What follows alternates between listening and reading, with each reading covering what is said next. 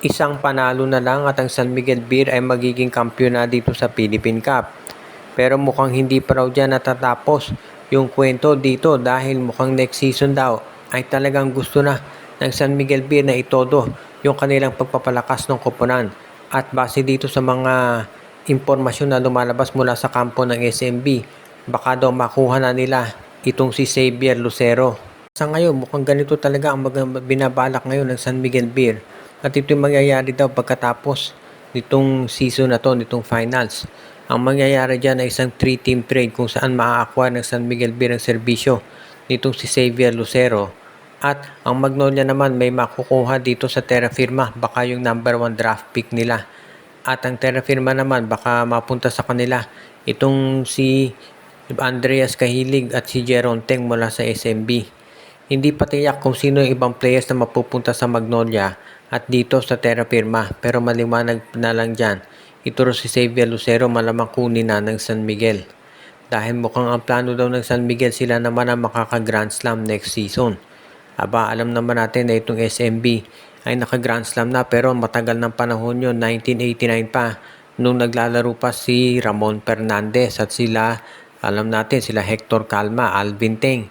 Pero ngayon gusto rin maka-Grand Slam ulit ng SMB at nakikita nila na isang paraan dyan na yung pagkuha dito kay Xavier Lucero dahil kinakailangan nila ng isang power forward. Kaya nga kung sakasakali, magiging maganda talaga ang sitwasyon dito para sa San Miguel kung makuha nila itong si Xavier Lucero. Alam naman natin siya ang top player ngayon sa Magnolia, kaya magiging malaki talaga ang magiging pagbabago sa roster ng SMB kung makakuha nila ang nasabing 6-7 forward center. Yun nga lang, medyo magiging mabigat yung tinatawag na asking price niyan.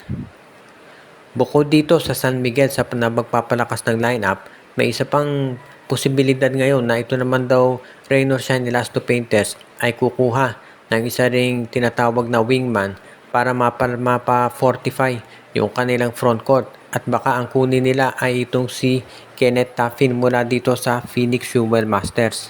Sa ngayon daw kasi, itong Phoenix Fuel Masters ay pinag-aaralan na kung ano ang makabubuti para yung kanilang roster naman ay hindi na magkaroon ng tinatawag na problema pagdating sa Philippine Cup. Itong Raynor Shine Elasto Painters naman, base dito sa kanilang mga movements, ang gusto nila ay manalo ng kampyonato or at the very least, makapasok sa finals. Kasi nakita naman natin itong season na to, tatlong sunod-sunod na semifinals na ang pinasok nitong Rain or Shine Elasto Painters. So ibig sabihin maganda talaga yung naging performance nila. Medyo nagkulang lang sa pyesa sa big man, pero kung hindi yan nangyari, magiging mas malakas talaga itong lineup ngayon nitong Rain or Shine Elasto Painters. Kaya sa tingin ko, magiging mas okay na to para dito sa ROS kung sakasakali nga na matuloy ang nasabing acquisition. Kung sakaling ito si Ken Taffin ang makuha nila, magaling yan na 3-point scorer at defender. Actually, sa height nito na 6'4", kaya din ito na gumwardya maski na ng mga maliliit na players, mga wingmen, mas mga forwards. Kaya sigurado na maganda magiging tulong dito para kay Coach Yeng Yao. At yan naman ang dahilan kung bakit siya ngayon ay talagang pinag-aaralang mabuti ni Coach Yeng kung paano mapapalakas pa itong kanilang roster at ang pagkuha sa nabanggit na player ang talagang kanilang inaasahan.